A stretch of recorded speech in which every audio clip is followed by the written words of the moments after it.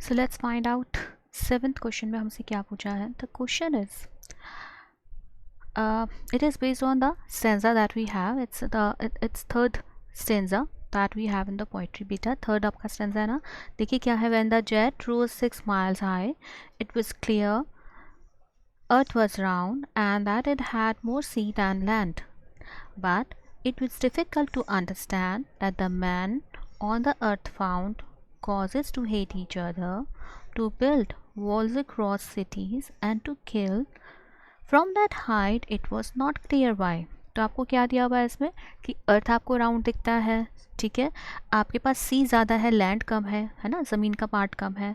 आपको ये डिफ़िकल्टी होती है समझने में कि लोग एक दूसरे से नफ़रत क्यों करते हैं और एक दूसरे को मारते क्यों हैं, क्यों वॉल्स बिल्ड कर लेते हैं, क्यों, ये सारा कुछ क्लियर नहीं हो पाता. राइट. तो अब आपके पास इसी से बेस्ड आपके पास क्वेश्चंस आ गए हैं. राइट. तो पहले हम ये देख लेते हैं कि इसको पैराफ्रेज कैसे किया है कि when the jet went up, मतलब आप इसको कैसे सिंपल लाइंस में लिख सकते हैं. तो when the jet went above 6 miles there is more water than land on the earth. While appreciating the geographical necessities of our planet, the poet is unable to understand the tendency to build borders, to erect walls, to create fences. Then he reflected that people on earth are selfish and narrow, for they hate each other.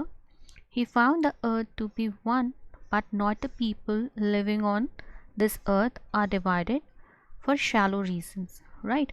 तो ये आपने इस poetry को, आपने इस stanza को simple paraphrase कर दिया. राइट. नाउ फाइंड आउट इस पे बेस्ड हमें क्वेश्चन क्या पूछा हुआ है. फर्स्ट क्वेश्चन आपसे पूछता है when did the poet realise about the earth being round. उनको कब रियलाइज़ हुआ. तो इसका आंसर हम किस तरह से कर सकते हैं बच्चे. The answer can be the poet's plane attained another 6 miles when he looked down, as it was clear to him that the earth was round. Right. So it is about when he was at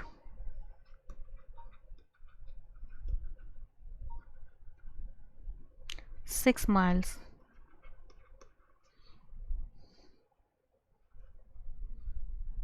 ठीक है. तो यहाँ पर उसको इतनी height पर ये समझ आया कि जो अर्थ है वो राउंड होती है. तो यहाँ जगह कम है तो we can keep it when he was at 6 miles height. ठीक है. It was clear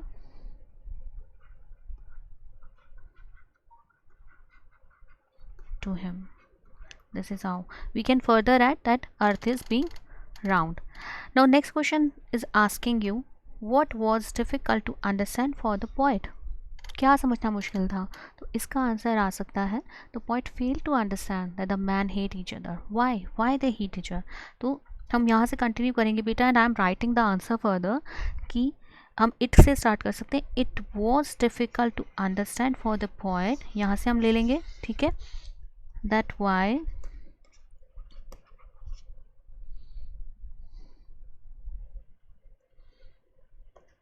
that I am removing, we can take why directly. Why men, we will be taking men plural wala. Men hate each other. Right. This is how we can answer this. All right. And then we have how have the men create a rift amongst them. तो rift कैसे create हुआ है. एक दूसरे के बीच में जो gap आया है तो वो कैसे क्रिएट हुआ है. तो इसका आंसर यही सिंपल है कि वो बाउंड्रीज और बैरियर्स क्रिएट कर लेते हैं, वॉल्स बना लेते हैं. तो the men have created a rift amongst them. यहाँ तक आंसर ले लेंगे. ठीक है. बाय क्रिएटिंग बाउंड्रीज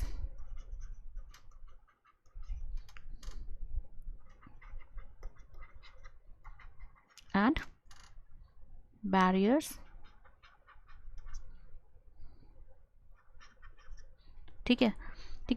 ये एक मेन रीज़न है जिसकी वजह से उनके बीच में रिफ्ट आ गया, प्रॉब्लम्स आ गई हैं. That is the answer. Now let's have a look on the last question.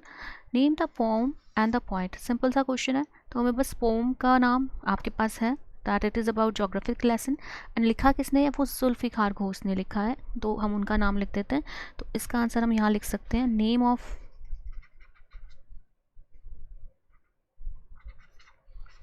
The poem is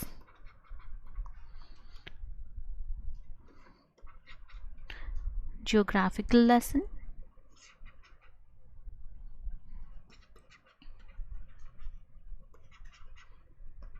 and the poet is Zulfikar Ghosh. ठीक है,